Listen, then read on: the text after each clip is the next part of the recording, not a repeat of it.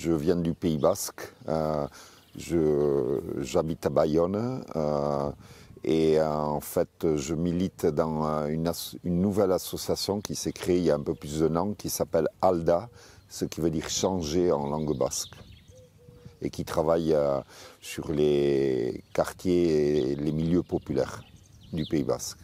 À l'origine, il y a BICI qui est un mouvement qui travaille sur les questions de climat, de justice climatique depuis 2009. BICI, ça veut dire vivre en langue basque. Et donc BICI a développé un projet de territoire, un projet de métamorphose écologique et sociale du territoire Pays Basque. Et à côté de ça, tout un écosystème auquel BICI contribue, avec plein d'alternatives qui se construisent sur les terrains de l'agriculture, de l'économie, de la culture, l'éducation, les médias, l'énergie, les recycleries, la mobilité alternative, la monnaie locale. Et en fait, il y avait une réflexion, c'était comment faire en sorte que ce projet de territoire se fasse pas sans les classes populaires du territoire, et comment se donner les moyens pour que vraiment les secteurs les plus populaires du Pays Basque participent et amènent tout leur apport spécifique à ce projet de territoire. Et du coup, on a créé un mouvement, une association, ALDA, pour travailler spécifiquement cette question-là.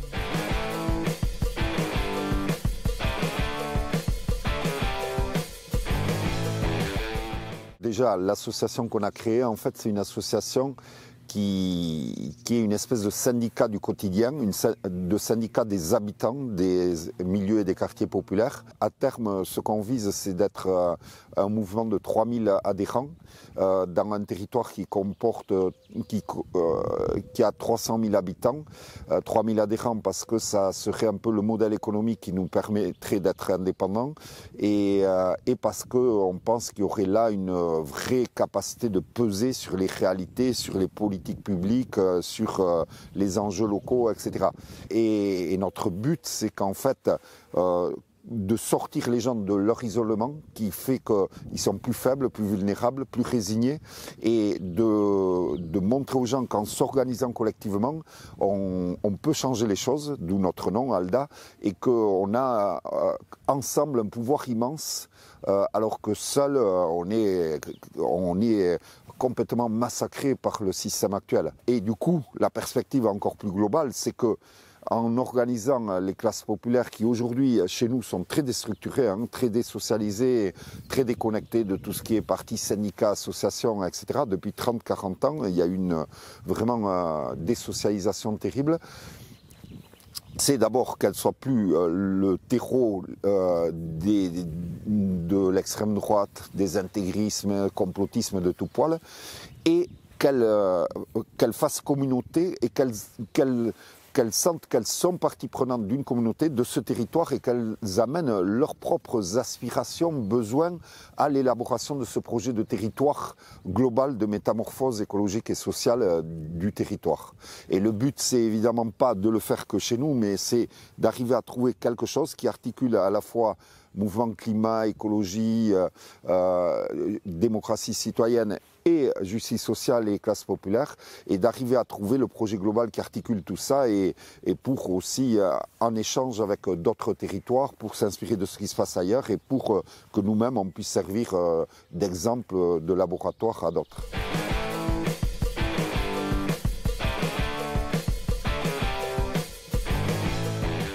On existe depuis un peu plus d'un an seulement, et on est en train d'exploser sous la demande, les sollicitations, la venue des gens. Tous les jours, on a minimum 3 personnes qui viennent, mais avec des problèmes lourds, c'est-à-dire des gens qui vivent dans leur bagnole parce qu'ils n'ont pas de logement, des immigrés qui se sont fait refuser la naturalisation, des gens qui ont l'appart infecté de punaises de lit ou avec des problèmes de vétusté, d'humidité qui font que leurs gosses tombent malades, des gens qui ont reçu un congé pour vente et qui vont devoir dégager de leur logement et qui n'arrivent pas à se reloger. Bon, 10 000 choses. Et donc c'est très lourd par rapport à nous. On n'est pas encore assez développé pour tenir le choc. Donc on essaye de recruter des militants, de faire monter des gens en compétences, notamment parmi les gens qu'on aide, d'organiser les gens. Et puis on organise aussi au niveau des quartiers, des assemblées de quartiers, et pour essayer d'absorber le choc de ce tourbillon qui grandit. Parce qu'en fait, plus on résout de situations et qu'on gagne de victoires, plus les gens s'adressent à nous. Et du coup, on a un problème de croissance trop rapide. Et en plus de ça, comme chez nous, le problème numéro un qui est venu de toutes ces batailles, etc., on a identifié que c'était le logement. On ne voulait pas s'attaquer aux conséquences, on s'est attaqué aux causes, on a fait un diagnostic et on s'est donné des objectifs globaux. Et on est rentré dans des batailles depuis un peu moins d'1 an. Et là, en fait, on a commencé à gagner des choses assez importantes.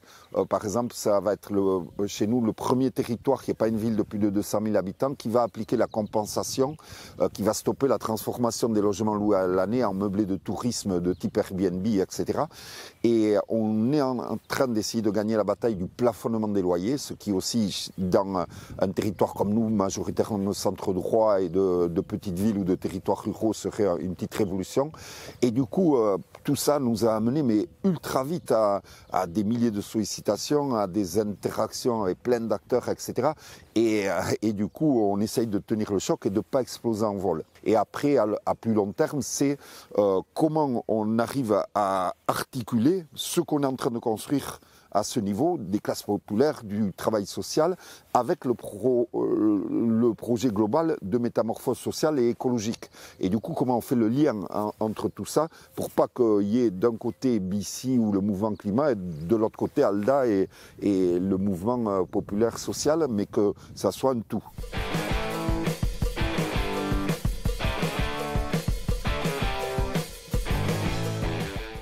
On fait partie d'une plateforme qui s'appelle Bâtir les Solidarités, qui regroupe plein d'acteurs qui vont de la Fondation Abbé Pierre, Solia, le Foyer des Jeunes Travailleurs, les épiceries solidaires, etc., etc., pour essayer d'avoir, là aussi, de rentrer dans un système d'alliance et de renforcer. Et on a créé une coalition de 32 organisations, associations, syndicats, mouvements pour notamment avoir plus de rapports de force sur la question du logement. On a fait une manifestation le 20 novembre dernier qui a regroupé 8000 personnes, ce qui sur un territoire de 300 000 habitants est beaucoup, et qui a beaucoup pesé. Qui a fait notamment que l'État a répondu en créant un comité de pilotage territorial du Pays Basque où se retrouvent les collectivités locales, les bailleurs sociaux, les différents acteurs du territoire, etc.